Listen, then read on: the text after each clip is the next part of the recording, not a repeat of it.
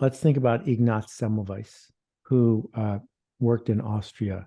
He was in charge of two hospitals uh, in the 1800s.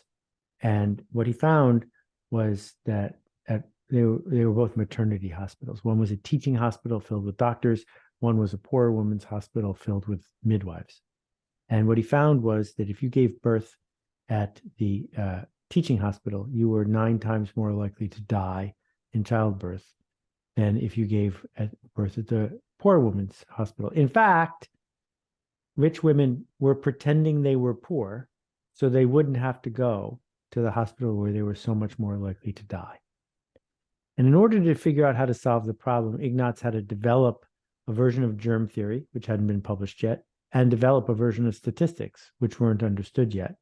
And the paper he wrote about it, which you can read in translation on my Medium post, is breathtakingly brilliant.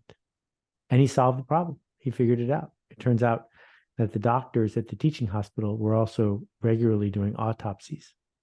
And they would go from doing an autopsy to delivering a baby without washing their hands. And he, using rigorous statistics, proved beyond a shadow of a doubt that he could lower within one day the death rate by a factor of 9 just by doing this one thing. So that's a brilliant idea. You should win the Nobel Prize for that. But here's the sad thing. For more than 20 years, even though he published his work, no other hospital started washing their hands.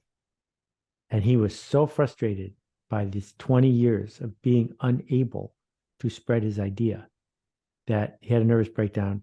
They put him in a mental institution and the guards beat him to death within 2 weeks. So sometimes it's a matter of life or death to get your ideas to spread. So it's possible that your project doesn't involve innocent people dying or living. But if you're going to bother showing up in real time, you need to figure out who you're trying to change and what's the change you seek to make.